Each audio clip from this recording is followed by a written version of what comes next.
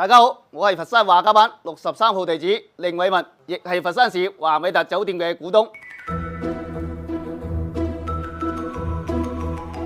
今日我為大家介紹一道係特色蒸桂花魚，所需要到嘅食材係一條桂花魚啦，新鮮嘅桂花魚喎，一定要新鮮嚇。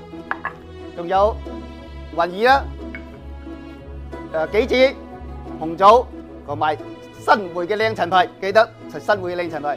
首先將嗰條桂花魚烘乾淨，睇肉，切厚片，切厚片大概係1隻手指咁厚啦。好，首先將嗰啲魚骨咧就撈佢先。咁先加啲薑絲啦，落啲百味之王啦，落啲食鹽啦，再加啲陳皮絲先啦。撈啲骨先，一定要撈到佢起膠喎。咁再加啲生粉啦，加啲生油落去，咁增加啲色澤啦。好，咁我哋擺落個盤先，咁梗係襯翻個有頭有尾啦。擺定佢，等陣我哋放魚片就好放啲。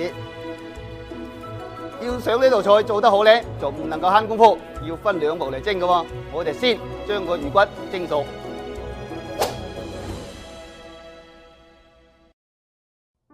好，依家就趁蒸緊魚骨嘅時候，我哋再處理下啲魚肉先。咁魚肉就再撈佢啦，少許鹽啦，少許糖啦。落少少味精少少得咯喎，調味啫喎，再落啲生粉，加少少水，記得係要加少少水。好，咁一定要撈勻佢，撈到佢起膠。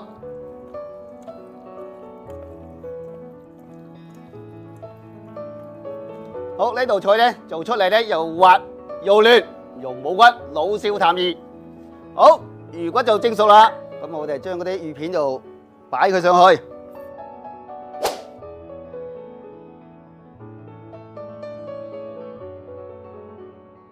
好，再配埋啲雲耳、杞子、紅棗，我哋呢度就再加啲黃椒落去，襯佢哋色。擺好盤啦，我哋再回爐2分鐘。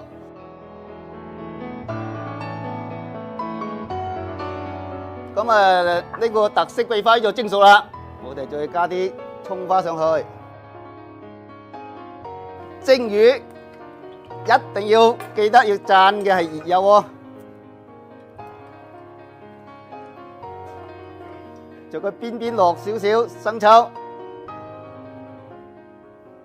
呢碟特色蒸桂花魚就搞掂㗎啦，香滑冇骨，老少咸宜。